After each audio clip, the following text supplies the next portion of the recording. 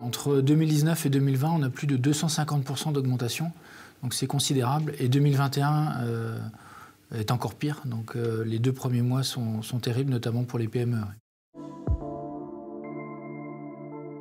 En fait, ce qui se passe, c'est que les PME ne sont pas très bien protégées et elles peuvent constituer des rebonds pour atteindre des grands comptes.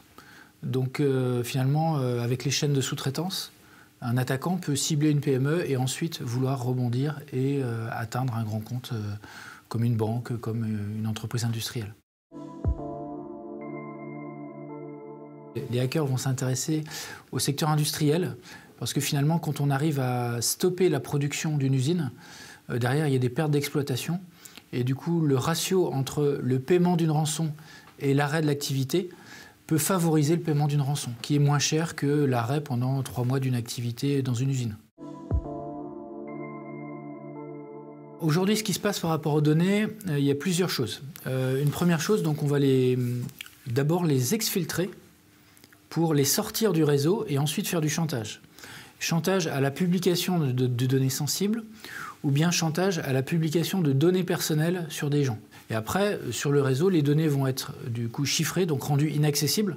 C'est une autre façon de mettre de la pression pour récupérer de l'argent. Les choses à protéger aujourd'hui dans les entreprises sont de plusieurs ordres. Il y a évidemment les données personnelles des clients ou des salariés. Mais finalement, dans le tissu, notamment vendéen, ce qu'on observe, c'est le plus important, c'est aussi le fonctionnement des usines. Et aujourd'hui, les usines fonctionnent grâce à l'informatique. Donc, une informatique qui s'arrête, c'est les collaborateurs ne peuvent plus travailler dans l'usine.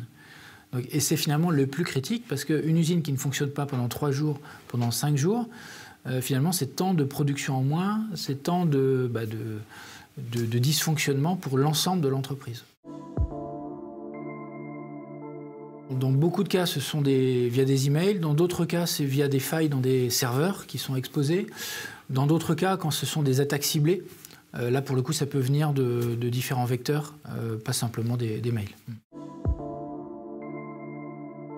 L'entreprise, généralement, n'est pas du tout préparée à ce type de menaces. Il faut au moins un minimum d'hygiène de base pour, je dirais, ne pas repartir de zéro. On a des exemples d'entreprises dans la région qui ont vraiment tout perdu.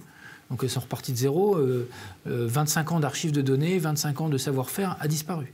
Donc il faut au moins éviter ça en ayant des sauvegardes régulières et déconnecter du réseau. Comme ça, s'il y a une infection, les sauvegardes ne sont pas contaminées.